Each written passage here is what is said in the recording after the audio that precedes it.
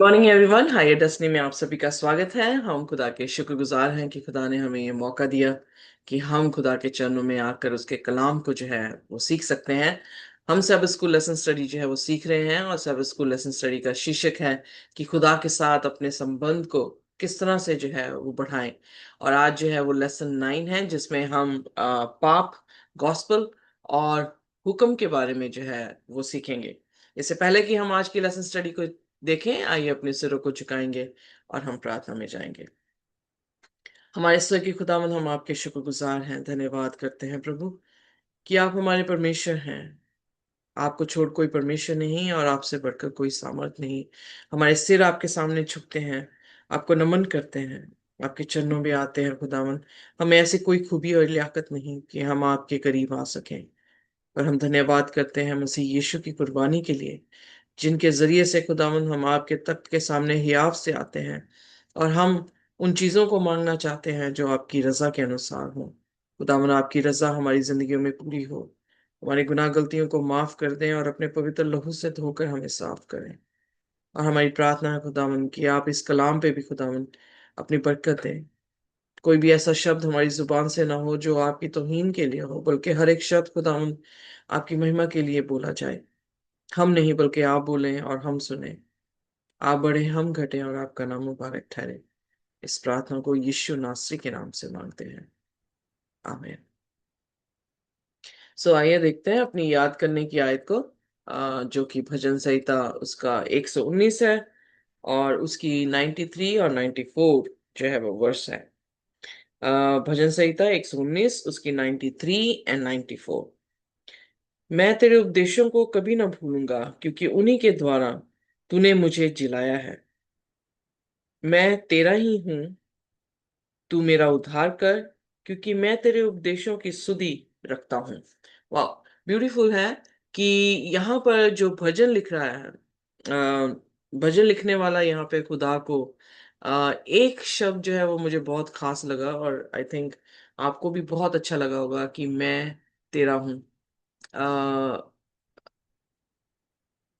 काफी इंटीमेट जो है ये वर्ड है, कि जब हम किसी को कहते हैं कि मैं तेरा हूं, हम समझ सकते हैं कि ये रिलेशनशिप में कितनी इंटेंसिटी है, या कितनी ये रिलेशनशिप जो है वो डीप होगा, जो शख्स यहाँ पर खुदा के बारे में इस तरह से बयान कर रहा है, यानी भजन लिखने वाला। और शब्द जो बहुत ही खास है वो ये है कि I will never forget your precept. खुदा के हुक्म उसने कभी नहीं उनको भूला, क्योंकि उन्हीं हुक्मों के जरिए से जो है वो जिंदगी है। अब प्रश्न उठता है कि हुक्म जिंदगी कैसे दे सकते हैं? क्या हुक्म का कोई ऐसा रोल है हमारी लाइफ में जिसमें हम ये देख सकें कि हमें जिंदगी मिल सकती है? और या फिर हम ये देखें कि उसने कहा कि मैं कभी नहीं भूला कि तेरे उपदेशों को, या फिर उसने कहा कि तेरे उपदेशों को जो है मैं ना भूलते हुए उससे क्या पा रहा हूँ, जिंदगी पा रहा हूँ। मैं तेरा हूँ। सो कवनेंट जो है वो बेसिकली क्या थी? कवनेंट यही थी कि मैं तेरा परमेश्वर हूँ, तुम मेरे लोग हो। और उसका बेस, उसकी बुनियाद क्या थी? कि मैं अपने हुक्म तेरे हृदय पे लिखूंगा। और फिर उसके बाद बहुत अच्छा, मतलब it's a beautiful verse, I have never notice in this way. उसने कहा, सेव मी, मुझे बचा, for I have sought your precept, क्योंकि मैंने तेरे उपदेशों की सुधि जो है वो ली है। सो इसका मतलब आज जो लेसन हम सीखने वाले हैं वो ये है कि अगर हुक्म जो है वो जिंदगी प्रदान करते हैं, अगर हुक्म हमारे रिलेशनशिप में जो है उसकी बुनियाद है, अगर हुक्म जो है वो हमें किसी भी तरह से जो है खुदा की फेवर को दिलाते हैं कि खुदा हमें जो है वो माफ करे, तो फिर गॉस्पल क्या है? अ, और ये जो रिलेशनशिप है खुदा के साथ, उसको तोड़ने का कौन सा एक ऐसा एक ऐसी इंग्रेडिएंट है जो इस रिलेशनशिप को जो है वो तोड़ सकता है। सो इसलिए लेसन जो है वो आज यही है कि हम सीखेंगे पाप, हम सीखेंगे कि गॉस्पेल सुसमाचार क्या है, और हम सीखेंगे कि हुक्म जो है वो हमारी जिंदगी में, यानी उस गॉस्पेल में जो है वो कैसे जो है वो काम करते हैं, या वो अपना क्या रोल जो है वो प्ले करते हैं, वेदर वी एक्सेप्ट और नॉट। हम ये देखते हैं कि जो पाप है वो किसी ना किसी तरीके से हमारे रिलेशनशिप को तोड़ रहा है, जो हमारे खुदा के साथ है। क्योंकि अगर हम रोमियो उसका 3 और उसकी 23 को देखें तो वहां पर जिक्र किया गया है कि सभी ने पाप किया है और सभी खुदा की महिमा से जो है वो रहित है। सो एक ही ऐसा इंग्रेडिएंट है जो खुदा और हमारे बीच की दूरी को जो है वो बढ़ाता है, और वो कोई और नहीं है, पाप है। और ये पाप जो है वो किस तरह से देखने को मिलता है। सो दो तरह के एक्सट्रीम लोग हैं क्रिश्चियनिटी में। एक वो है जो कहते हैं कि हम अपने कामों से बचाए जाएंगे। दूसरे ये हैं वो लोग जो कहते हैं कि नहीं, हम हुक्म माने चाहे ना माने, विश्वास करेंगे तो हम जो है वो बचाए जाएंगे। तो इसलिए याकूब ने अपनी पत्री में बहुत साफ लिखा कि विश्वास बिना कार्य क्या है, मुर्दा है। सो अगर पाप जो है इन दोनों चीज को खुदा और हमारे बीच में गैप दे रहा है, तो फिर सोल्यूशन इस प्रॉब्लम का क्या है? क्या सिर्फ अकेला हुक्म मानना है कि हम अपने कामों से जब बचाए जाएं? इसीलिए पौलुस ये कहने की कोशिश कर रहा है कि अगर आ, तुम अपने कामों से बचाए गए हो तो फिर तो वो ग्रेस ना हुई। क्योंकि अगर बाई चांस मैं काम कर रही हूँ और मुझे सैलरी मिल रही है तो वो ग्रेस नहीं है। अगर मैंने काम नहीं किया है और कोई इंसान जो है वो मुझे पैसे दे रहा है, तो वो मेरे लिए गिफ्ट हो सकता है, वो मेरे लिए ग्रेस जो है वो हो सकता है। सो अब वो कार्य जो ग्रेस हमारे पे देता है, वो कार्य क्या हो सकता है? तो गॉस्पल जो है वो क्या बताता है कि हम जो है वो विश्वास के जरिए से बचाए गए हैं, पर अबॉलिश नहीं कर रहा लॉ को। सो आज हम थोड़ा डिस्कस करेंगे इसके बारे में कि अगर विश्वास के जरिए से हम बचाए गए हैं और हमें रिफ्लेक्ट करनी है जीसस की इमेज, जो कि हमारे कामों से हम रिफ्लेक्ट कर रहे हैं, तो फिर असल दर जो है वो कैसे ये दोनों जो है वो साथ साथ चलते हैं, और गॉस्पल कैसे इन दोनों को जो है साथ साथ हमें बताती है। सो इसलिए लॉ और गॉस्पल जो है वो किसी तरह से अलग नहीं किए जा सकते हैं। सो आज जो है हम पाप के बारे में देखेंगे कि किस तरह से पाप को अवॉइड किया जा सकता है, और कौन से ऐसे टिप्स हैं जिससे हम पाप को जो है वो अवॉइड करें। दूसरी चीज हम ये देखेंगे कि हुक्म क्या रोल प्ले करते हैं, हुक्म क्या है, और पाप क्या है। तीसरी चीज देखेंगे कि गॉस्पल जो है प्रभु यीशु मसीह का सुसमाचार और हुक्म कैसे साथ साथ चल रहे हैं, और जब प्रभु यीशु मसीह ने कहा कि चट्टान पर घर बनाना, उसके बारे में जो है वो जिक्र करेंगे। सो आइए देखते हैं पाप के बारे में कि पाप के बारे में यहाँ पर बाइबल क्या जो है वो कहती है। तो आइए मेरे साथ निकाले जेम्स उसका पहला और उसकी 14वीं आयत। यकूब की पत्री और उसका पहला अध्याय और उसकी 14वीं आयत। उसमें लिखा, परंतु प्रत्येक व्यक्ति अपनी ही अभिलाषा में खींचकर और फंस कर परीक्षा में पड़ता है। सो अब यहाँ पर जो परीक्षा है, बहुत सारे लोग कहते हैं कि खुदा जो है हमारी परीक्षा करता है, बट खुदा परीक्षा नहीं करता। आइए देखते हैं उसके यकूब उसका पहला उसकी 12वीं आयत में, धन्य है वह मनुष्य जो परीक्षा में स्थिर रहता है, क्योंकि वह खरा निकलकर जीवन का वह मुकुट पाएगा जिसकी प्रतिज्ञा प्रभु ने अपने प्रेम करने वालों को दी है।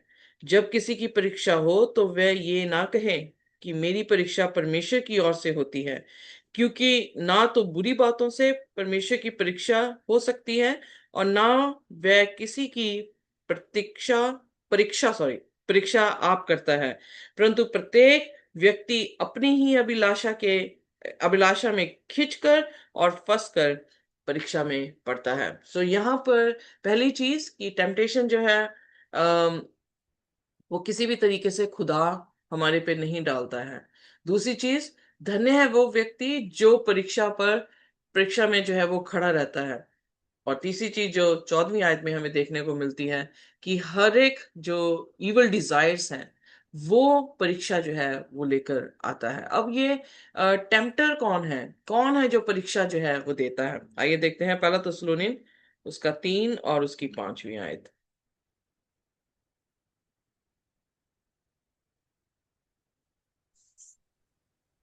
इस कारण जब तुमसे और ना रहा गया तो तुम्हारे विश्वास का हाल जान। पहला थिस्सलुनीय। ठीक ठीक पढ़ रहे हो, ठीक पढ़ रहे हो। कारण जब मुझसे और ना रहा गया तो तुम्हारे विश्वास का हाल जानने के लिए भेजा कि कहीं ऐसा ना हो कि परीक्षा करने वाले ने तुम्हारी परीक्षा की हो और हमारा परिश्रम व्यर्थ हो गया हो। सो यहाँ पर आमीन। हम देखते हैं कि पौलुस जो है वो परीक्षा करने वाले का जिक्र कर रहा है कि कोई है जो हमारी परीक्षा में हमें जो है वो डालता है। पर जब हम मत्ती 4 उसकी 3 में आते हैं, तब यीशु मसीह उसका नाम बता रहे हैं। तब परखने वाले के पास आकर उस परखने परखने वाले ने पास आकर उससे कहा, यदि तू परमेश्वर का पुत्र है तो कह दे कि ये पत्थर रोटियां बन जाएं। अब वो कौन सा ऐसा परखने वाला था, कौन सा ऐसा टेम्पटर है जो बाइबल जिसका नाम दे रही है? कोई और नहीं है, शैतान है, शैतान। जो यीशु मसीह को भी जो है वो भरमाने के लिए आ, उसके पास आया। और 3 परीक्षाएं जो हैं यीशु मसीह की हुई। पर उस प्रॉब्लम में भी सोल्यूशन हमें क्या देखने को मिला कि यीशु मसीह ने किस तरह से उस प्रॉब्लम को जो है वो फेस किया। यीशु मसीह ने कहा, इट इज रिटन, लिखा है। कहाँ लिखा है? खुदा के वचन में लिखा है। सो समसून एक ऐसी कहानी है जिसमें हम देखते हैं कि किस तरह से समसून जो है, जजिस की पुस्तक जब हम 14 से 16 अध्याय में जब पाते हैं, तो वहां पर देखने को मिलता है कि समसून जो है वो नाजरीन था, यानी यीशु मसीह का टाइप था, यानी उसका प्रतीक था। जहां यीशु मसीह नाजरीन है वहां पे समसून भी नाजरीन था। जहां यीशु मसीह का मुजाना तरीके से जन्म हुआ, उसी तरह से हम देखते हैं कि समसून का भी मुजाना तरीके से जो है वो जन्म हुआ। और उसको जो है वो खास आत्मा जो है वो दी गई, ताकि वो जो इज़राइल के दुश्मन है उनको जो है वो तबाह कर सके, या उसको जो है न्याय जो है वो दे सके। क्योंकि न्यायों की पुस्तक में जो है समसून का जिक्र जो है वो आया है। पर यीशु मसीह और समसून में सिर्फ एक ही जो है वो डिफरेंस देखने को मिलता है। यीशु मसीह भी आत्मा से भरे हुए हैं, नाज़रीन है, मुजाना तरीके से जो है वो पैदा हुए हैं। बट उन्होंने जब उन पे टेम्पटेशन आई है शैतान की, तो उन्होंने खुदा के वचन को जो है वो प्रथम स्थान दिया। बनिस्बत की जब हम समसून को देखते हैं, तो उसके माँ बाप उसे समझाने की कोशिश भी कर रहे हैं, पर वो कलाम को जो है वो नजरअंदाज कर रहा है। और अल्टीमेटली उसकी जो डेस्टिनी हुई वो क्या हुई कि अंधा कर दिया गया और उसे जो है वो बांध कर रखा गया, जब तक उसने पश्चाताप नहीं किया। और फिर उसके बाद जो है वो उन्हीं लोगों के साथ जो है वो मर गया। सो हम देख सकते हैं कि हमारी अपनी लालसाएं हमें गिराती हैं। हमारी लालसाएं कैसी हैं और हम कैसे उसे चेक कर सकते हैं? ये एक ही बुनियाद है कि क्या हम खुदा के वचन के अनुसार जो है वो चल रहे हैं। सो कैसे ऐसी टेम्पटेशंस को जो है हम रद्द कर सकते हैं? जब हम मत्ती उसका 6 उसके 33 में पढ़ते हैं, तो वहां पे लिखा है, खुदा के राज्य और उसकी धार्मिकता की खोज करो तो सारी चीजें जो है तुम्हें मिल जाएंगी। सो खुदा और उसके राज्य की जब हम खोज करते हैं, तो हमें सब चीजें मिल जाएंगी। हमें लालसा रखने की क्या जरूरत है? इसीलिए परमेश्वर के वचन में हम देखते हैं कि यीशु मसीह जयवंत इसीलिए हुए कि वो खुदा के राज्य की जो है वो खोज कर रहे थे। उनका मकसद ही ये था, पूरी पूरी रात जो है वो पिता से बात करना और खुदा के कलाम को अपनी शील्ड बनाकर जो है वो चलना।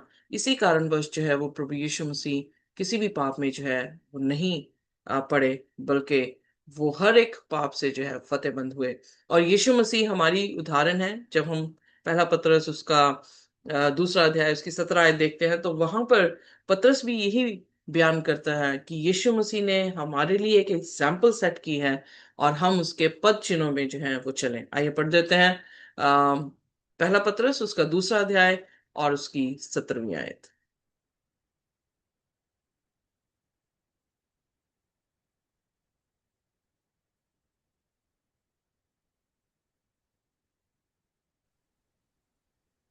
सबका आदर करो, भाइयों से प्रेम रखो, परमेश्वर से डरो, राजा का सम्मान करो। सॉरी, दूसरा का। Interesting. Give me a minute, sorry.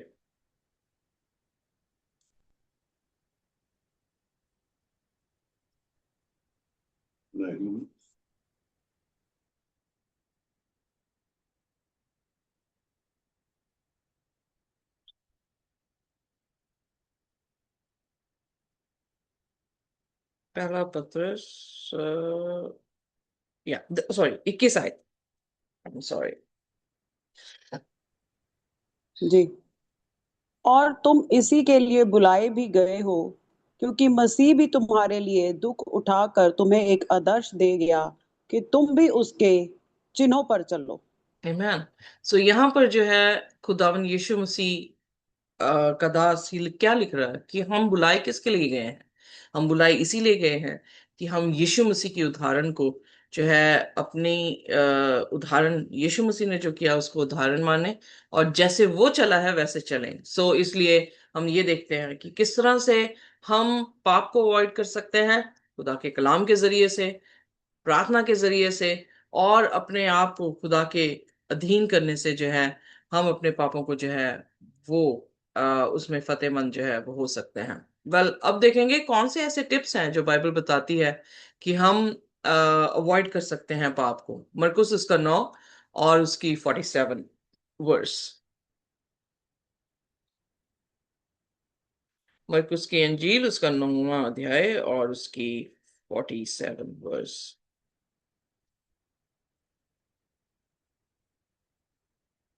9 की।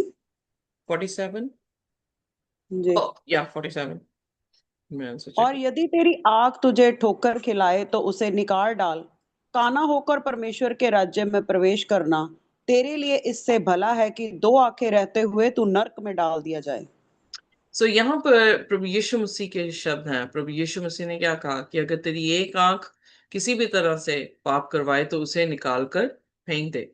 सो कहने का अर्थ यह है कि जो चीज हमें पाप करवाए उसे हमें क्या करना चाहिए, निकाल कर फेंक देना चाहिए। सो इंस्ट्रक्शन जो है वो बिल्कुल क्लियर है। वो ये है कि किस तरह से हम पाप को अवॉइड कर सकते हैं।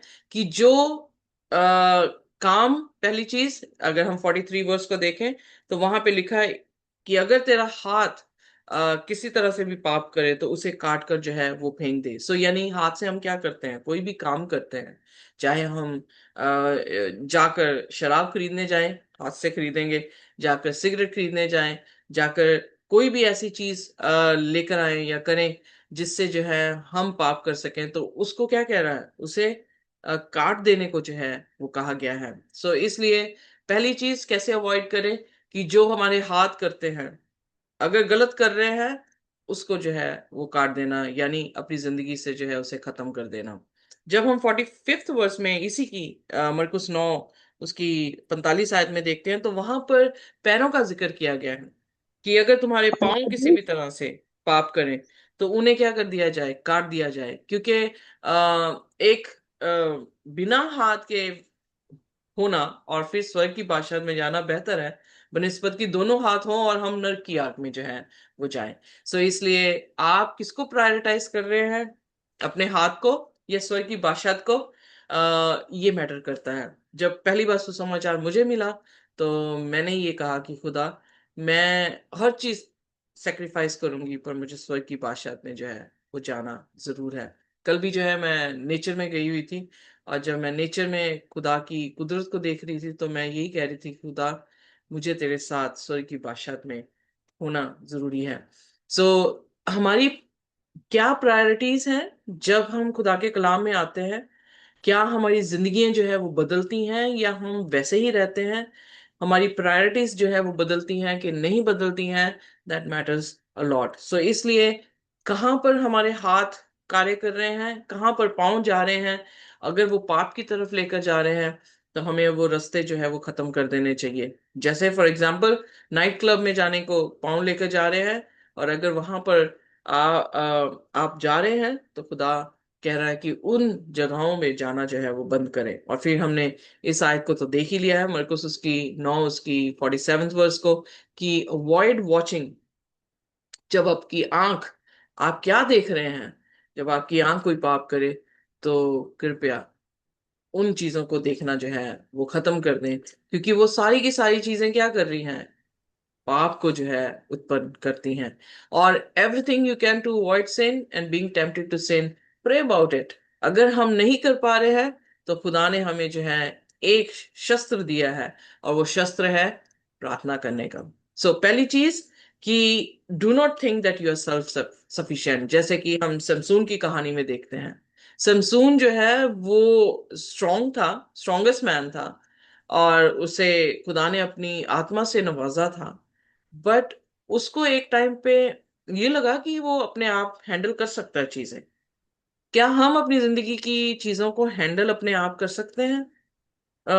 इनफैक्ट सबसे ज्यादा जो क्या कह सकते हैं क्रिश्चियन लाइफ में, जब हम सेल्फ कॉन्फिडेंट हो जाते हैं, वो सबसे ज्यादा खतरनाक हो जाता है कि हम खुदा पर रिलाई नहीं कर रहे हैं, बल्कि अपनी बुद्धि का सहारा ले रहे हैं। इसीलिए नीति वचन में सुलेमान जो सबसे बुद्धिमान व्यक्ति है, वो क्या कह रहा है? अपनी समझ का सहारा ना लेना, बल्कि संपूर्ण हृदय से परमेश्वर पर भरोसा करना। सो आइए देखते हैं पहला कुरिन्थियन उसका 10 और उसकी 12वीं आयत, कि वहां पर खुदा का दास खुदा की आत्मा के जरिए से हमारे लिए कौन सी हिदायत जो है वो रखता है। पहला कुरिन्थियन उसका 10 और उसकी 12वीं आयत। जी। इसीलिए जो समझते हैं कि मैं स्थिर हूं वह चौकस रहे, कहीं गिर ना पड़े। आमीन। सो यहाँ पर हम देखते हैं, अगर मैं यही 11वीं आयत आपके साथ करवाऊं कि आप 11वीं भी पढ़ दें, तो वहां पे बड़ा खूबसूरत तरीके से जो है वो बयान किया गया है। आइए देखते हैं। परंतु ये सब बातें जो उन पर पड़ी दृष्टांतों की रीति पर भी, और वह हमारी चेतावनी के लिए जो जगत के अंत समय में रहते हैं लिखी गई हैं। इसीलिए जो समझता है कि मैं स्थिर हूं वह चौकस रहे, कहीं गिर ना पड़े। मैन सो जो कहानियां यहाँ पे दर्ज की गई है, जब समसून की भी कहानी हम देखते हैं, तो हमारे लिए एक चेतावनी है, हमारे लिए एक लेसन है, दृष्टांत है, ताकि हम सीखें कि किस तरह से वो गिरा। जैसे उसने अपने आप पर जो है वो भरोसा ज्यादा किया, वो खुदा के पास नहीं गया, उसने अपनी अकल का जो है वो सहारा लिया, और अल्टीमेटली जो है वो उस टेम्पटर के हाथ में, यानी जो भरमाने वाला था उसके हाथों में किस कदर जो है वो आ गया। सो पहली चीज हमें ये देखनी चाहिए कि कभी भी सेल्फ सफिशिएंट जो है हमें नहीं होना चाहिए, बल्कि हमेशा खुदा के चरणों में आकर खुदा से जो है वो बातें। एक चीज मुझे दाऊद की कहानी में बहुत अच्छी लगती है। जब आप दाऊद की कहानी जो है पहले सैमुएल उसके और उसके दूसरे सैमुएल में पढ़ते हैं, तो खूबसूरत बात यह है कि वो कभी भी अ, खुदा से पूछे बिना उसने कोई काम नहीं किया, एक्सेप्ट एक ही बाइबल में उसका पाप जो है वो दिया गया है कि उसने बीरशेबा के साथ जनाकारी की। पर अदरवाइज हर एक चीज, चाहे वो लड़ने गया हो, चाहे उसने कुछ भी किया हो, खुदा के ऊपर रिलाई करता था और खुदा से पूछता था कि खुदा क्या मैं जाऊं या ना जाऊं। हमें प्रैक्टिस कर लेनी चाहिए। कोई भी ऐसा निर्णय हम बना रहे हैं, इससे पहले कि हम अपनी सोच लगाएं, हमें खुदा के सामने जो है वो रख देनी चाहिए चीजें। कल ही मैंने महसूस किया कि हम कुछ डिसीजन बना रहे थे और हम प्रेयर कर रहे थे, और प्रेयर का जवाब ऐसे मिला बहुत ही मजाना तरीके से, कि जो बार बार खुदा हमारे को ऑब्स्ट्रक्शन दे रहा था कि हम ये चीज ना करें, और खुदा ने जो है वो हमें करने नहीं दी। और वो महजा बहुत ही खूबसूरत बात जो है वो हुई। सो ऑलवेज हमें जब भी प्लान बनाना है, मेक श्योर कि आप जो है वो खुदा से जो है वो सलाह मशवरा जो है वो जरूर करें, और खुदा से दुआ में कहें कि खुदा मैं ये करना चाहता हूँ या करनी चाहती हूँ, क्या ये मेरे लिए वाजिब है या नहीं है। दूसरी चीज, stop telling everyone that how good you are. अगर हम आज देखें क्रिश्चियन, और खास करके मीडिया इंडस्ट्री में, तो क्रिश्चियनिटी जो है वो बेची जा रही है। बेची जा रही इन द सेंस, इंग्लैंड में जब भी हम कभी जॉब अप्लाई करते हैं तो हमें ये कहा जाता है कि यू सेल योर सेल्फ, कि हाउ गुड यू आर, कि आप उनके लिए कितने अच्छे हैं। और मैं ये देखती हूँ कि क्रिश्चियन वर्ल्ड में जैसे जैसे अपनी वायरल करते हैं वीडियोस, जैसे जैसे अपने आप को प्रेजेंट कर रहे हैं, वो अपने आप को सेल करते हैं कि हाउ गुड दे आर, कितने अच्छे हैं वो। कि वो दूसरे पास्टर से अच्छी जो है वो दुआएं करने वाले लोग हैं, कितनी दुनिया जो है उनके पास आ रही है, कैसे दुनिया जो है वो रो रही है, कैसे जो है वो हीलिंग हो रही है। So stop telling all these things. आइए देखते हैं मत्ती उसका 6 और उसकी दूसरी आयत। यहाँ पर खुदा के वचन में जो है वो किस तरह से दर्ज किया गया है। मत्ती उसका 6 और उसकी दूसरी आयत। इसीलिए जब तू दान करे तो अपने आगे तुरी ना बजवाना, जैसा कपटी सभाओं और गलियों में करते हैं, ताकि लोग उनकी बड़ाई करें। मैं तुमसे सच कहता हूँ कि वे अपना फल पा चुके। सो यहाँ पर हम देखते हैं कि verse itself is very clear. जो हम कर रहे हैं उसे दिखाने की जरूरत नहीं है। एक जगह पे खुदा के कलाम में लिखा है कि जब तेरा दाना हाथ दान दे तो बाएं हाथ को पता भी ना लगे, vice versa. So it means कि जो हम कर रहे हैं उसको जताने की जरूरत नहीं है कि हम जो है खुदा के लिए या हम कितने अच्छे हैं। Be humble. हम्बल का मतलब ये होता है कि आप खुद अपनी प्रशंसा नहीं करते। यीशु मसीह के वचन में, गॉस्पेल में जो है इस तरह से लिखा है कि आ, तुम्हारे भले काम देखकर, ये नहीं कहा कि तुम अपने भले काम सुनाकर, तुम्हारे पिता की जो आसमान की बादशाह में है उसकी बढ़ाई हो। सो इट मीन्स हम ना बताएं, हम में लोग वो भले काम जो है वो देखे। इसको इसको हम्बलनेस जो है वो क्या कहा जा सकता है। अगर मैं अपने आप में ही यू नो अपने आप में ही अपने आप को बहुत अच्छा समझ रही हूँ आपसे, तो दैट इज नॉट गुड। सो इसलिए बताना जो है वो जरूरी नहीं है।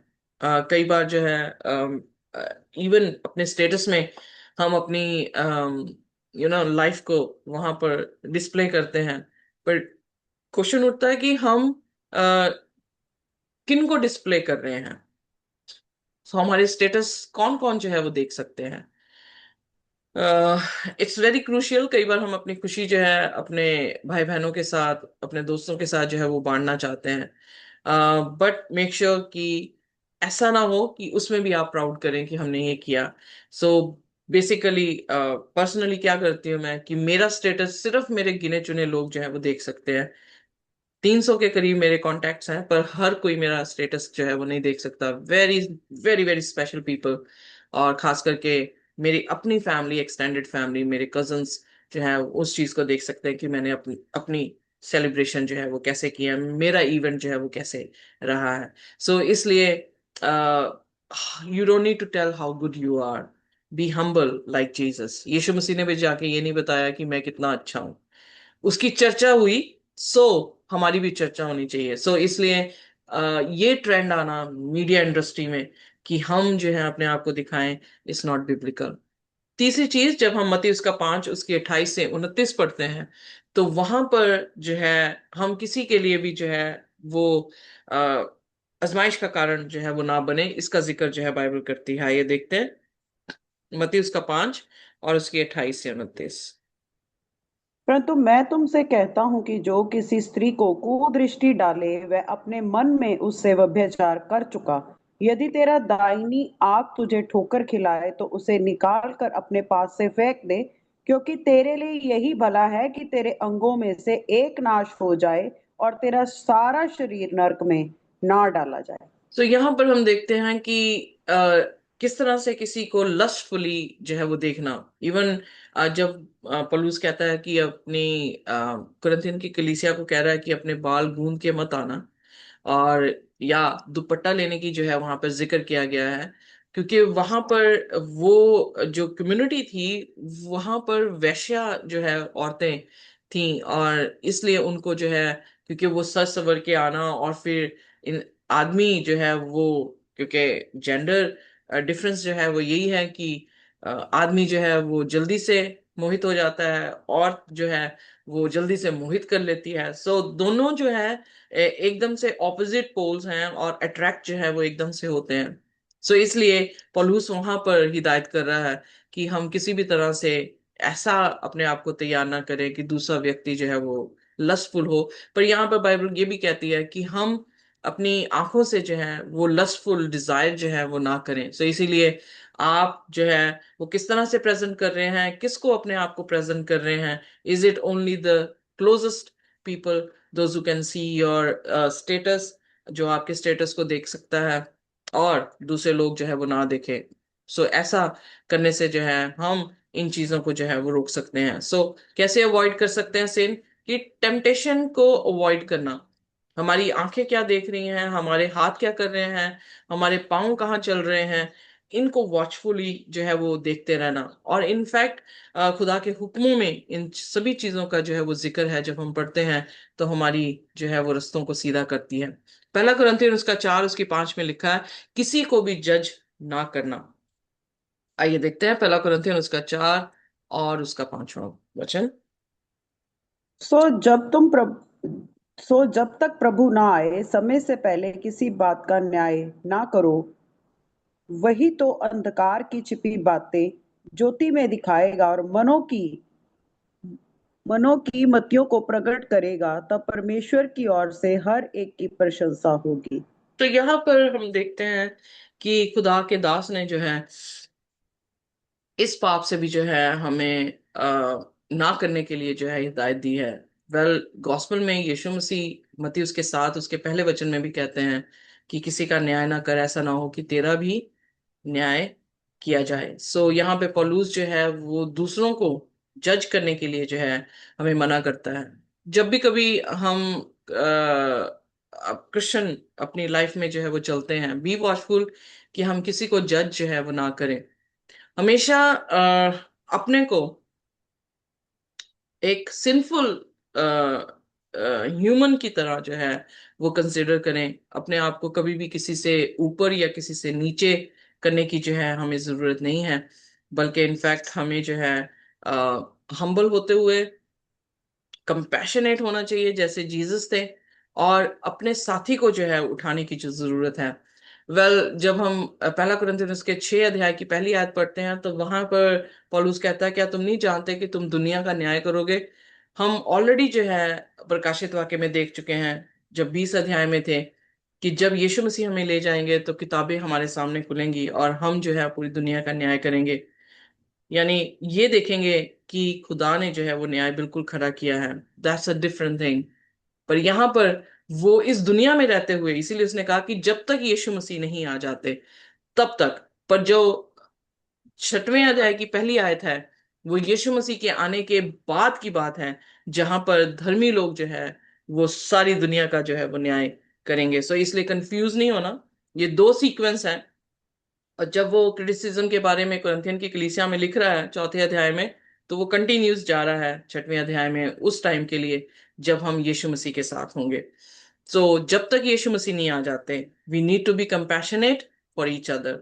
चाहे किसी भी तरह का गुनाह क्यों ना हो, हम कोशिश करें कि उसको उसके गुनाहों से जो है वो बाहर लेकर आ सके। सो इस तरह से जब हम जजमेंट नहीं करते हैं तो हम भी जज नहीं होते हैं, तो हम अवॉइड कर रहे हैं उस पाप को। मत्ती उसका 5 उसकी 44 में लिखा है, do not hate your enemy but pray for them.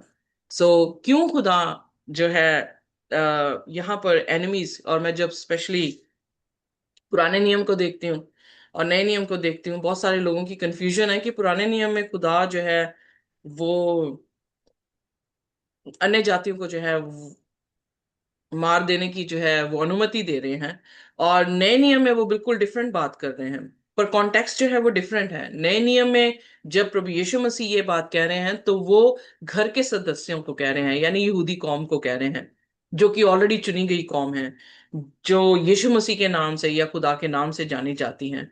और जब हम घर में होते हैं, एक परिवार में होते हैं, तो हमारे में दुश्मनी नहीं होनी चाहिए, हमारे में नफरत नहीं होनी चाहिए, बल्कि हम एक दूसरे के लिए प्रार्थना करें ताकि हम जो है वो पाप से बाहर निकल आए। पर पुराने नियम में हम देखते हैं कि जब इब्राहिम से ये वाचा की गई तो इब्राहिम को कहा गया कि 400 साल तक मैं के बाद मैं तेरी संतान को जो हूं कनान दूंगा, क्योंकि उनके पाप जो है वो पक जाएंगे। सो इट मीन्स कि जब अनुमति खुदा ने दी है इज़राइल को मुल्क कनान देने की और मुल्क और कनानियों को मारने की, तो 400 साल खुदा ने इंतजार किया कि वो क्या करें, पश्चाताप कर लें। पर उन्होंने पश्चाताप नहीं किया, वो अपने पाप में पाप के फलों में इतने पक चुके थे कि अब सिर्फ उनका न्याय हो सकता था, और खुदा ने उनका जो है वो न्याय किया। सो इसलिए कभी भी कंफ्यूज नहीं होना कि गॉस्पल जो है वो चेंज है। गॉस्पल किसी भी तरह से चेंज नहीं है, खुदा किसी भी तरह से बदला नहीं है, खुदा बिल्कुल सेम है।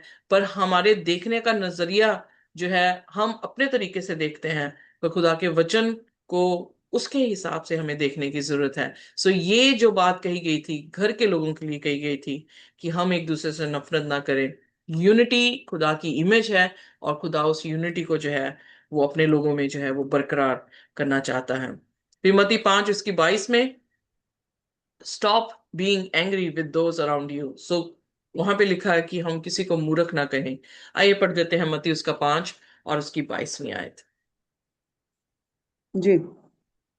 परंतु मैं तुमसे कहता हूँ कि जो कोई अपने भाई पर क्रोध करेगा वह कचहरी में दंड के योग्य होगा, और जो कोई अपने भाई को निकम्मा कहेगा वह महासभा में दंड के योग्य होगा, और जो कोई कहे अरे मूर्ख वह नरक की आग में दंड के योग्य हुए। सो यहाँ पर कैसे हम पाप को रोक सकते हैं? अपनी जुबान पर लगाम देके। इवन जब हम गुस्से में हैं तो बाइबल में लिखा है, गुस्सा कर पर पाप ना कर। सो पाप क्या है? कि जब हम अपने भाई को जो है वो बुरा कह रहे हैं। अ, अपने भाई को बुरा कहना यानी खुदा की कलीसिया एक अ, को जो टाइप दी गई है कि खुदा जो है वो देह है और हम सब उसके अंग हैं, और फिर वहां पर अंगों का अलग अलग काम जो है वो दिया गया है। और अगर हम एक दूसरे को दोष लगाते हैं तो फिर वो देह कैसे मुकम्मल हो सकती है?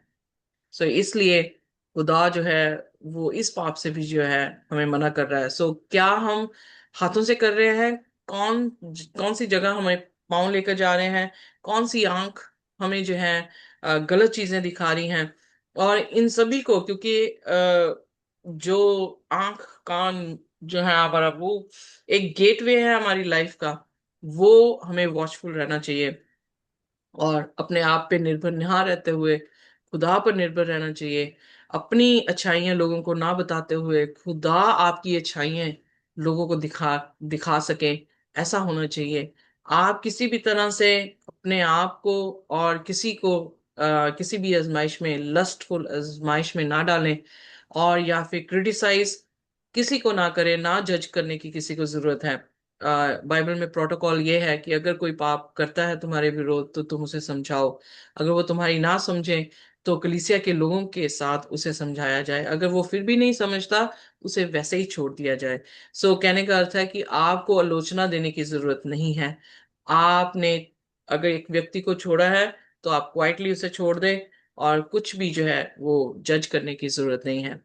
Do not hate your enemy, उनके लिए दुआ की जाए, और फिर कभी भी गुस्से में अपने भाई से अलग ना, कुछ भी गलत जो है वो ना किया जाए।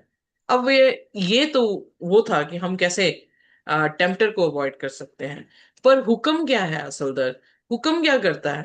जब हम पहला यूना उसका 3 उसकी 4 में देखते हैं, तो पाप क्या है? आइए देखते हैं। पहला यूना उसका 3 और उसकी चौथवी 14वीं आयत, चौथी आयत।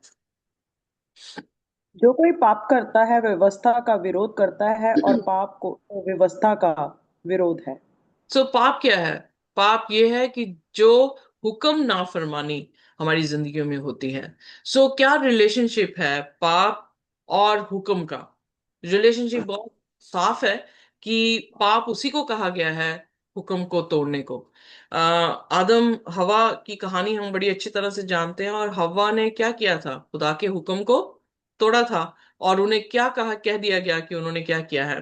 पाप किया है। अगर आज क्रिश्चियन वर्ल्ड ये कह रहा है कि हम हुक्म के अधीन नहीं हैं, हमें हुक्म नहीं मानना है, तो अल्टीमेटली क्या कर रहे हैं वो? पाप। Exactly exactly. सबसे बड़ा अंधापन शैतान ने कैसे दे रखा है पूरी क्रिश्चियन वर्ल्ड को? वो यही दे के रखा है कि वो हुक्म ना माने, और वो क्या बने रहे? पापी जो है। पाप। आइए देखते हैं गलातियों उसका 5 और उसकी चौथी आयत। तुम जो व्यवस्था के द्वारा धर्मी ठहरना चाहते हो, मसीह से अलग और अनुग्रह से गिर गए हो। Amen. अगर व्यवस्था से अलग हम अपने आप को धर्मी ठहराना चाहते हैं, तो हम क्या हो गए हैं? हम उसके गिर अनुग्रह गए। से गिर गए हैं, हम उसके उद्धार से भी जो है वो गिर गए हैं। पर ये एक्सट्रीम जो चीजें, जैसे मैंने कहा कि क्रिश्चियन वर्ल्ड में दो तरह के सेक्ट हैं, मतलब दो तरह की सोचें हैं। वो सोचें ये हैं कि कुछ लोग ये कहते हैं कि हुक्म मान के हमारी जिंदगी मिल रही है, और कुछ लोग ये हैं कि सिर्फ विश्वास करेंगे तो हमें जिंदगी मिलेगी, हुक्म मानने की जरूरत नहीं है, विश्वास करने की। सो दोनों चीजें मिलकर जो है वो गॉस्पल को उत्पन्न करती हैं। एक चीज से आप बचाए नहीं जाएंगे। इनफैक्ट जो जीसस ने हमारे लिए किया वो ये किया है कि हुक्म तो हम ऑलरेडी तोड़ चुके हैं, और हम इस काबिल नहीं है कि हुक्मों को मान सके।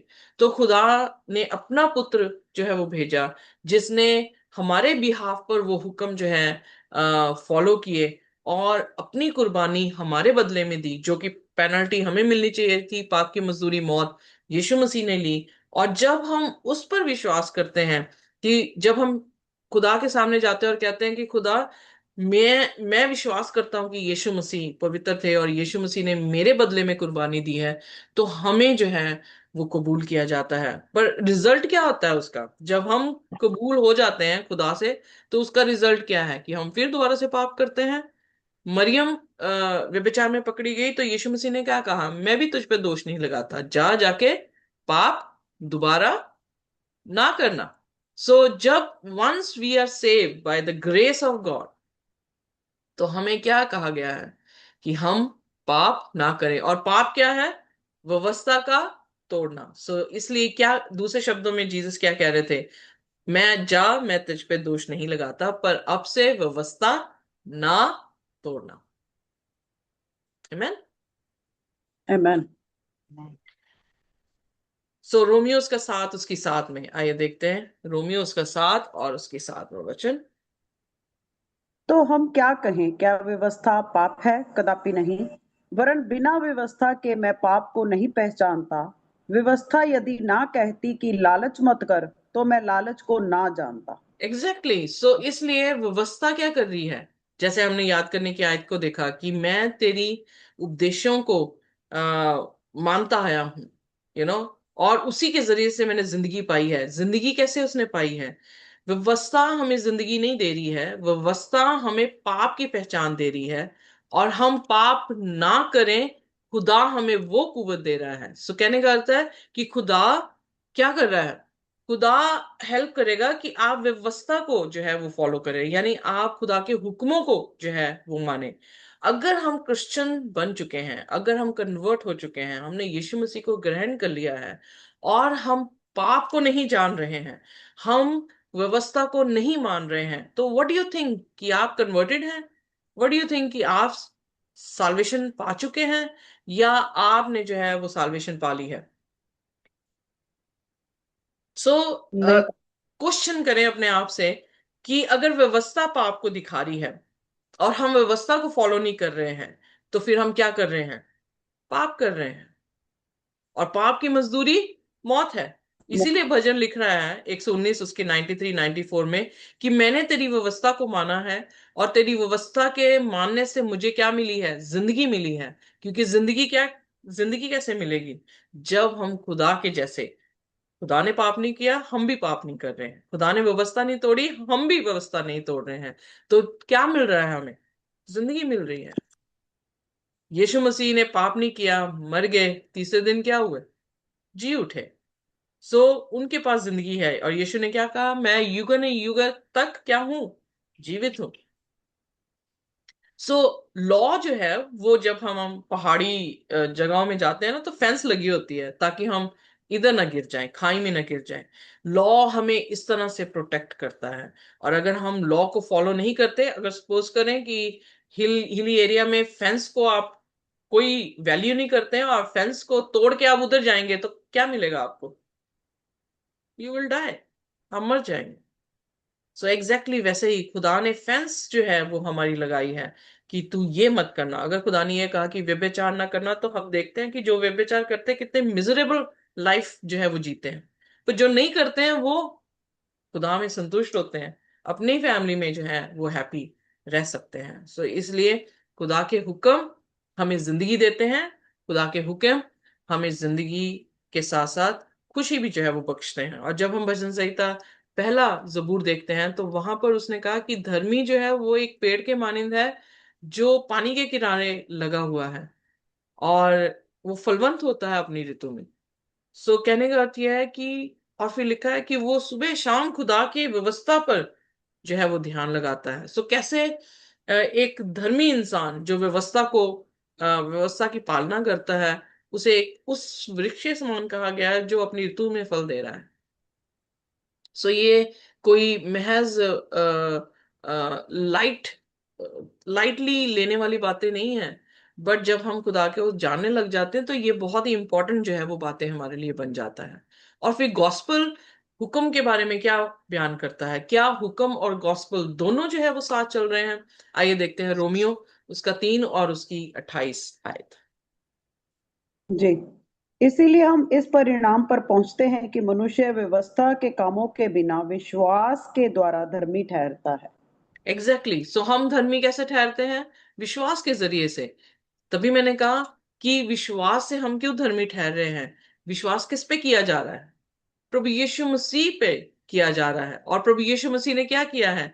हुक्मों के काम को पूरा किया है। इसीलिए यीशु मसीह ने मत्ती उसके 5 में लिखा है, मैं हुक्म को तोड़ने नहीं बल्कि उसको इस्टेब्लिश करने के लिए आया हूं। सो खुदा उस हुक्म को जो उसी ने दिया था कि अगर पाप किया जाए तो पाप की मजदूरी मौत है, तो उसी हुक्म को पूरा करके आया। तो जब हम उसकी कुर्बानी को देखते हैं, जब हम उसकी पवित्रताई को देखते हुए विश्वास करते हैं, तो हम अपने कामों से नहीं बचाए गए हैं, हम यीशु मसीह की कुर्बानी से बचाए गए हैं, जिसको हम अनुग्रह कह सकते हैं, जिसको हम तोहफा कह सकते हैं, यानी गिफ्ट ऑफ साल्वेशन हम कह सकते हैं, क्योंकि हम तो ऑलरेडी पापी हैं।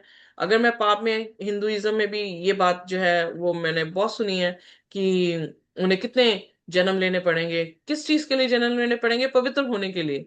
मैं उनसे कई बार मैं अपने कुलीग से प्रश्न पूछती हूँ कि आप दूसरे जन्म में जाके कैसे मालूम करेंगे कि आप सेम पाप कर रहे हैं या आपने इंप्रूवमेंट की है? You don't have any idea.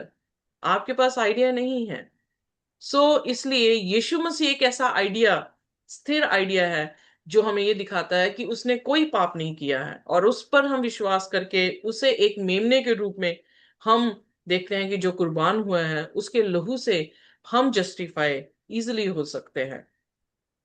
दोबारा दोबारा जन्म की मिथियोलॉजी से हम किसी भी तरह से जस्टिफाई नहीं हो सकते हैं, because we don't remember our past. और शैतान इतना क्लेवर है कि उन लोगों को भी भरमाता है, हिप्नोटाइज करके उन्हें पास्ट लाइफ में लेकर जाने की कोशिश कर रहा है, और वहां पर जो है उन चीजों को कोरिलेट करने की कोशिश कर रहा है। बट इट्स एब्सोल्यूट रिडिकुलस कि ऐसा कुछ भी नहीं है। यीशु मसीह एक ऐसी हमारी विश्वास का पात्र हो सकता है और हमें जिंदगी बख्श सकता है, क्योंकि somebody has died for us on our behalf।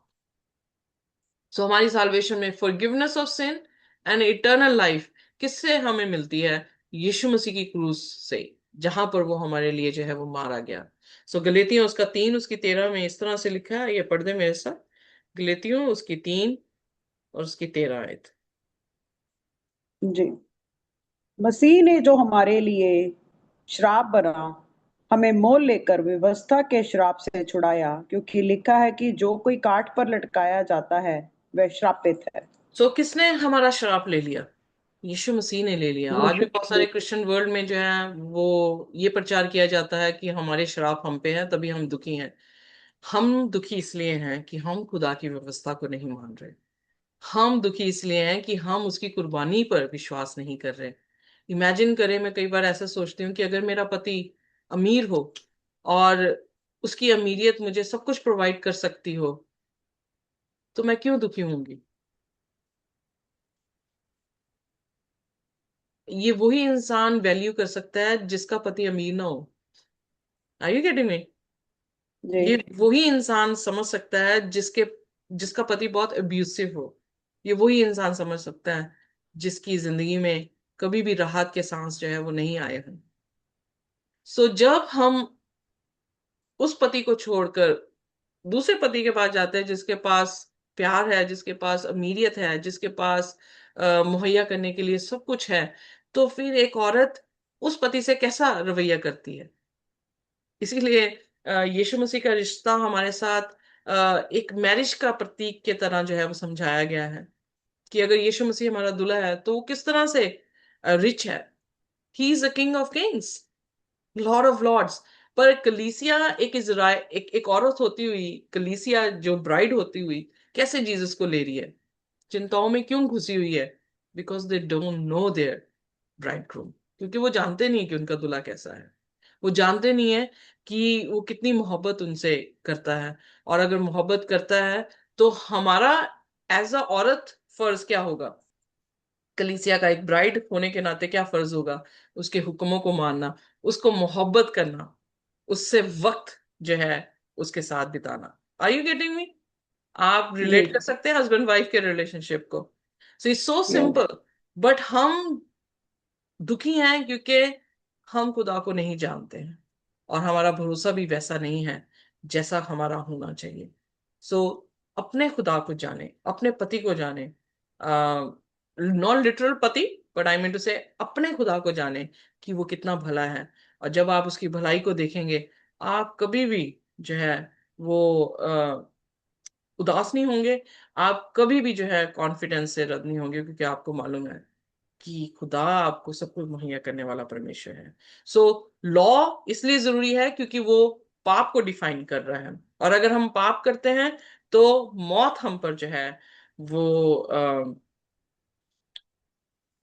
पाप की मजदूरी मौत है। और लॉ जो है वो हमें फॉरगिवनेस नहीं दे रहा। फॉरगिवनेस कौन दे रहा है? लॉ सिर्फ दिखा रहा है कि हमने पाप किया है। फॉरगिवनेस यीशु मसीह हमें दे रहे हैं, और उन्होंने क्रूस पर हमारे लिए जो है वो जान दी है। जो कोई यीशु मसीह को कबूल करता है वो माफी को पाता है, और माफी मिलने के बाद हम क्या करते हैं? पाप नहीं करते हैं। दूसरे शब्दों में, हम उसके हुक्मों को नहीं तोड़ते हैं। Amen? आमेन। So Jesus never intended to abolish the law. मती 5 उसकी 17 में लिखा है, यीशु मसीह हुक्मों को तोड़ने नहीं बल्कि उसको पूरा करने आया है। और जब हम चट्टान के ऊपर बनी हुई अपनी जिंदगी को देखते हैं, जो कि मती उसकी 24 आयत में देखने को मिलता है, तो वहां में लिखा है, जो कोई भी मेरे वचनों को सुनता है और उस पर चलता है वो उस बुद्धिमान मनुष्य के मानिंद है जिसने अपना घर चट्टान पर बनाया है। सो इसका मतलब, सिर्फ इंफॉर्मेशन लेने वाला खुदावन यीशु मसीह के राज्य में प्रवेश नहीं करेगा। बहुत सारे लोग अपने गुड वर्क्स को लेकर, no no no no no, इसीलिए जीसस ने जो है मती उसके साथ उसकी 21 आयत में लिखा कि हर कोई हे प्रभु करने वाला स्वर्ग की बादशाहत में नहीं जाएगा, वही जाएगा जो मेरे पिता की मर्जी को पूरा करता है। सो जो कोई खुदा के वचन को सुनता है और उस पे चलता है वो एक बुद्धिमान मनुष्य के मानिंद है जिसका घर चट्टान पर बना है। पर जो सिर्फ इंफॉर्मेशन लेने के लिए आ रहा है, जो सिर्फ अपने गुड वर्क्स को बेचने के लिए आ रहा है, जो सिर्फ अपनी पॉपुलैरिटी के लिए आ रहा है, जो सिर्फ पैसे कमाने की इंटेंशन से जो है वो आ रहा है, वो वो मूर्ख के समान है जिसने खुदा के कलाम को सुना पर उस पर चला नहीं है। दोनों पर मई बरसा, दोनों घरों पे जो है तूफान उठे, पर बालू पर जिसने अपना घर बनाया, मूर्ख ने, जो सिर्फ सुनकर और उसको अप्लाई नहीं करके गया, उसका घर जो है वो खत्म हो गया। सो नॉलेज आपके कॉन्क्रीट एक्शन के साथ जुड़ी होनी चाहिए, कि आप सिर्फ सुनकर चले ना जाएं, आप उस सुनकर उन कामों को करें जो खुदा के वचन में जो है वो लिखा हुआ है, और पाप से दूर रहें, क्योंकि पाप आपको खुदा से दूर कर देगा। बाइबल आपको खुदा के करीब लेकर आती है और शैतान आपको बाइबल से ही दूर जो है वो लेकर जाता है। सो मेक श्योर कि आप खुदा के कलाम से कभी भी अलग ना हो। आप उसके शब्दों को सुनकर उस पर चलते हुए एक बुद्धिमान मनुष्य बन सकते हैं जिसने अपना घर चट्टान यानी यीशु मसीह पर बनाया है ताकि वो जिंदगी पाए। सो आइए हम खुदा के सामने ये इल्तिजा करेंगे कि खुदा हमें बरकत दे, कुव्वत दे, ताकि हम खुदा के कलाम को सिर्फ सुनने वाले नहीं बल्कि उस पर चलने वाले हो। विश्वास हमारा बिना कार्य ना हो जो कि मुर्दा है, पर विश्वास हमारा कार्य के साथ हो जिससे हमें जिंदगी मिल सकती है। आमीन। आमेन। आइए अपने सिरों को झुकाएंगे और कोई भी जन जो है वो हमारे लिए प्रार्थना कर सकता है। आइए हम प्रार्थना में चलें। Hallelujah, hallelujah. धन्यवाद, धन्यवाद। हे मेरे महान समर्थी प्रभु यीशु, ਜ਼ਮੀਨ ਅਸਮਾਨ ਦੇ ਖਾਲਿਕ ਔਰ ਮਾਲਿਕ ਮੇਰੇ ਪਿਤਾ, ਇਸ ਵਕਤ ਦੇ ਲਈ ਪਰਮੇਸ਼ਵਰ ਅਸੀਂ ਤੇਰਾ ਧੰਨਵਾਦ ਕਰਦੇ ਹਾਂ ਰੋਜ਼ ਦੀ ਰੋਟੀ ਦੇ ਲਈ ਪਰਮੇਸ਼ਵਰ, ਜੋ ਤੁਸੀਂ ਸਾਨੂੰ ਦਿੰਦੇ ਹੋ, ਆਪਣੇ ਚਰਨਾਂ 'ਚ ਬਿਠਾਉਂਦੇ ਹੋ। ਔਰ ਪ੍ਰਭੂ, ਜਿਹਨੂੰ ਖਾ ਕੇ ਅਸੀਂ ਤ੍ਰਿਪਤ ਹੁੰਦੇ ਹਾਂ ਪਰਮੇਸ਼ਵਰ, ਸਾਡੇ ਮਨਾਂ ਨੂੰ ਤੁਸੀਂ ਸ਼ਾਂਤ ਕਰਦੇ ਹੋ। ਹਰ ਸਵਾਲ ਦਾ ਜਵਾਬ ਪਰਮੇਸ਼ਵਰ ਤੇਰਾ ਵਚਨ ਦਿੰਦਾ ਹੈ ਜਦੋਂ ਅਸੀਂ ਰੋਜ਼ ਦਾ ਮੰਨਾ ਖਾਂਦੇ ਹਾਂ ਮੇਰੇ ਪਿਤਾ। ਇਸ ਵਕਤ ਪ੍ਰਭੂ ਜੀ ਅਸੀਂ ਤੁਹਾਡਾ ਧੰਨਵਾਦ ਕਰਦੇ ਹਾਂ। ਤੁਸੀਂ ਬੋਲਿਆ ਕਿ ਜੋ ਅਬ ਜੋ तुम मुझ में हो, तुम एक नई सृष्टि हो, पुरानी बातें बीत चुकी हैं परमेश्वर। ਅਸੀਂ ਤੇਰੇ ਵਚਨਾਂ ਦੇ ਅਕੋਰਡਿੰਗ ਪਰਮੇਸ਼ਵਰ ਅਸੀਂ ਨਵੇਂ ਕੀਤੇ ਗਏ। ਔਰ ਪਰਮੇਸ਼ਵਰ ਉਹ ਜੀਵਨ ਜੋ ਤੈਨੂੰ ਪਾਉਂਦਾ ਹੈ ਪਰਮੇਸ਼ਵਰ, ਉਹ ਆਗਿਆਕਾਰਿਤਾ ਦਾ ਜੀਵਨ, ਉਹ ਪਵਿੱਤਰਤਾਈ ਦਾ ਜੀਵਨ, ਉਹ ਤੈਨੂੰ ਦੇਣ ਵਾਲੇ ਬਣ ਸਕੇ। ਇਹਦੇ ਵਿੱਚ ਨਾ ਸਾਡੀ ਕੋਈ ਖੂਬੀ, ਨਾ ਕੋਈ ਲਿਆਕਤ ਪਰਮੇਸ਼ਵਰ, ਤੇਰੀ ਆਤਮਾ ਦੇ ਦੁਆਰਾ ਪਰਮੇਸ਼ਵਰ ਅਸੀਂ ਪਰਮੇਸ਼ਵਰ ਤੇਰੇ ਰਸਤਿਆਂ ਉੱਤੇ ਚੱਲਣ ਵਾਲੇ ਬਣ ਸਕੀਏ। परमेश्वर ਤੁਸੀਂ ਬੋਲਿਆ कि सदा अनंती रहो, नित्य नित्य प्रार्थना करते रहो, आत्मा को शोकित न करो, सब बातों को परखो, जो अच्छी हैं उन्हें पकड़े रहो और सब बुराई से बचे रहो। परमेश्वर तेरा वचन क्या ही बात है परमेश्वर, तेरे वचन दी महिमा, तेरे वचन दी स्तुति, तेरे वचन दी आराधना होए परमेश्वर। तेरा वचन सानू सिखांदा, सानू बनांदा और सानू चलांदा है मेरे पिता। प्रभु ਅਸੀਂ ਜੋ ਤੇਰੇ ਵਿੱਚ ਹਾਂ ਪ੍ਰਭੂ, ਤੇਰੀ ਰਚਨਾ ਹਾਂ ਪਰਮੇਸ਼ਵਰ, ਅਸੀਂ ਤੇਰੇ ਸਹਿਕਰਮੀ ਹਾਂ ਪਰਮੇਸ਼ਵਰ। ਅਗਰ ਪਰਮੇਸ਼ਵਰ ਅਸੀਂ ਤੇਰੇ ਨਾਲ ਪ੍ਰਭੂ ਤੇਰੇ ਹੁਕਮਾਂ ਨੂੰ ਨਾ ਮੰਨੀਏ ਮੇਰੇ ਪਿਤਾ, ਤਾਂ ਅਸੀਂ ਉਹ ਸਵਰਗ ਰਾਜਿਆਂ ਨੂੰ ਨਹੀਂ ਦੇਖ ਸਕਦੇ ਜੋ ਤੂੰ ਸਾਡੇ ਲਈ ਬਣਾਇਆ ਹੈ ਪਰਮੇਸ਼ਵਰ। ਸਾਨੂੰ ਤਿਆਰ ਕਰ, ਸਾਨੂੰ ਬਣਾ ਪਰਮੇਸ਼ਵਰ, ਕਿ ਅਸੀਂ ਤੇਰੇ ਹੁਕਮਾਂ ਉੱਤੇ ਚੱਲਣ ਵਾਲੇ ਬਣ ਸਕੀਏ। ਤੇਰੇ ਵਚਨ ਦੇ ਨਾਲ ਪ੍ਰਭੂ ਆਪਣੇ ਆਪ ਨੂੰ ਸ਼ੋਧ ਕਰਦੇ ਜਾਈਏ, ਕਿਉਂਕਿ ਤੇਰਾ ਵਚਨ ਸਾਨੂੰ ਧੋਂਦਾ ਹੈ ਔਰ ਸਾਫ਼ ਕਰਦਾ ਹੈ। ਆਪਣੇ ਜੀਵਨਾਂ ਨੂੰ ਅਸੀਂ ਪਰਮੇਸ਼ਵਰ ਤੇਰੇ ਹੱਥਾਂ ਵਿੱਚ ਦਿੰਦੇ ਹਾਂ ਮੇਰੇ ਪਿਤਾ।